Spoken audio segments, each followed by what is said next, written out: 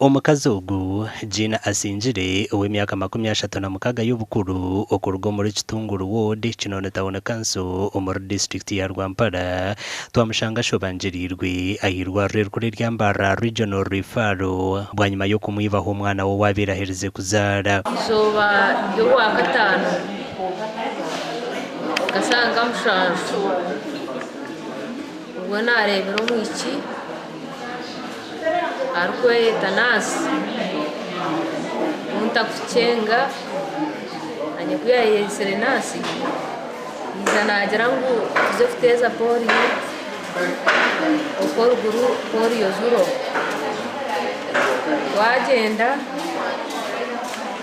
bwanyuma naheza namujyantikonka ntinda umuhizo mukasikani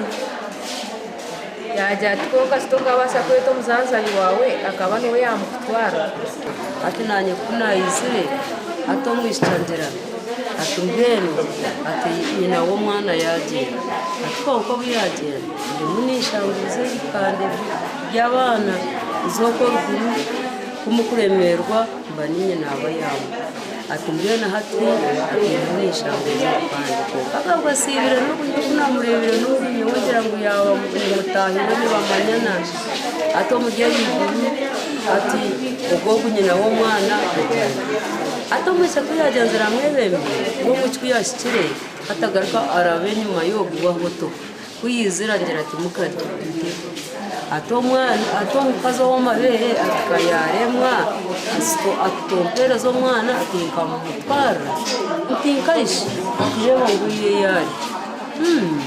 nanyigira ati ngo sho muto yasiba nawe kabagumira aha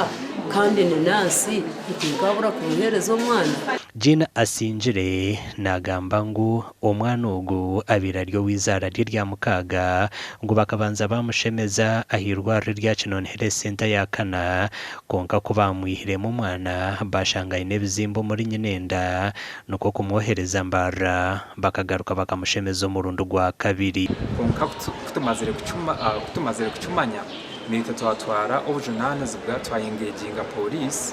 kandi ayindi ubwambera investigations ningasho kucondoza kuriyo no kugenda omisho kwebindirwe police hamwe na security agencies ezinde zitwahereze kumanyisibwa haruhamas kongu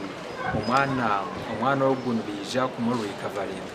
obushuma hirwarire kuri Mbarara hatubura umuntu bweyongera esande hwire bahirize kwata basikazi babiri bibiri byoma bya oxygen